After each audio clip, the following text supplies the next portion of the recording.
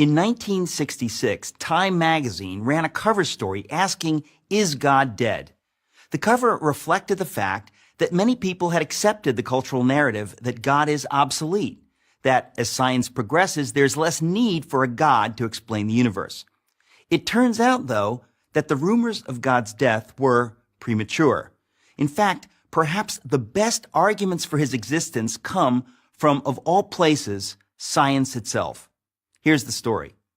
The same year Time featured its now famous headline, the astronomer Carl Sagan announced that there were two necessary criteria for a planet to support life: the right kind of star and a planet the right distance from that star. Given the roughly octillion planets in the universe, that's one followed by 24 zeros, there should have been about septillion planets, that's one followed by 21 zeros, capable of supporting life. With such spectacular odds, scientists were optimistic that the search for extraterrestrial intelligence, known by its initials SETI, an ambitious project launched in the 1960s, was sure to turn up something soon. With a vast radio telescopic network, scientists listened for signals that resembled coded intelligence. But as the years passed, the silence from the universe was deafening. As of 2014, researchers have discovered precisely bubkis, nada, zilch, which is to say zero followed by an infinite number of zeros. What happened? As our knowledge of the universe increased, it became clear that there were, in fact, far more factors necessary for life, let alone intelligent life, than Sagan supposed. His two parameters grew to 10, then 20, and then 50, which meant that the number of potentially life-supporting planets decreased accordingly. The number dropped to a few thousand planets and kept on plummeting. Even SETI proponents acknowledged the problem.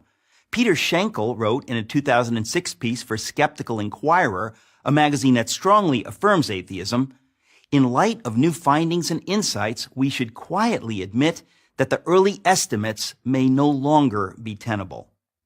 Today, there are more than 200 known parameters necessary for a planet to support life, every single one of which must be perfectly met or the whole thing falls apart. For example, without a massive gravity-rich planet like Jupiter nearby to draw away asteroids, Earth would be more like an interstellar dartboard than the verdant orb that it is.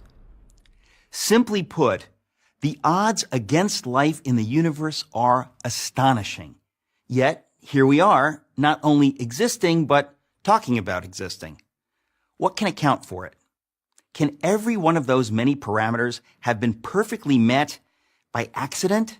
At what point is it fair to admit that it is science itself that suggests that we cannot be the result of random forces?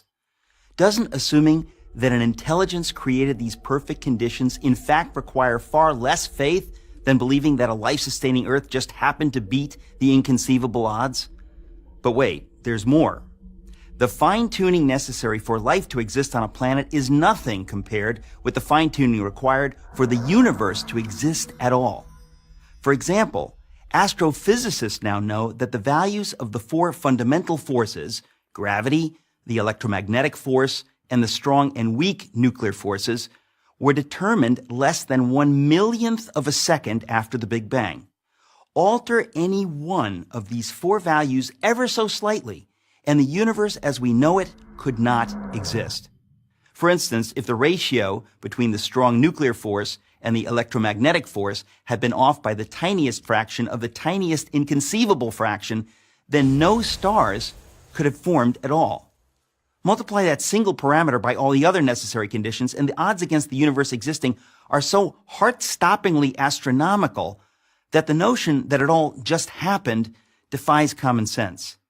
It would be like tossing a coin and having it come up heads 10 quintillion times in a row. I don't think so. Fred Hoyle, the astronomer who coined the term Big Bang, said that his atheism was greatly shaken by these developments.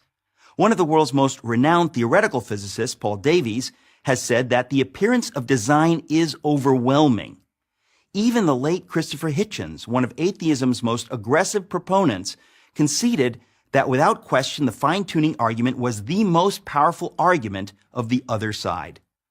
Oxford University professor of mathematics, Dr. John Lennox, has said, the more we get to know about our universe, the more the hypothesis that there is a creator gains in credibility as the best explanation of why we are here. The greatest miracle of all time is the universe. It is the miracle of all miracles, one that inescapably points to something or someone beyond itself. I'm Eric Metaxas for Prager University.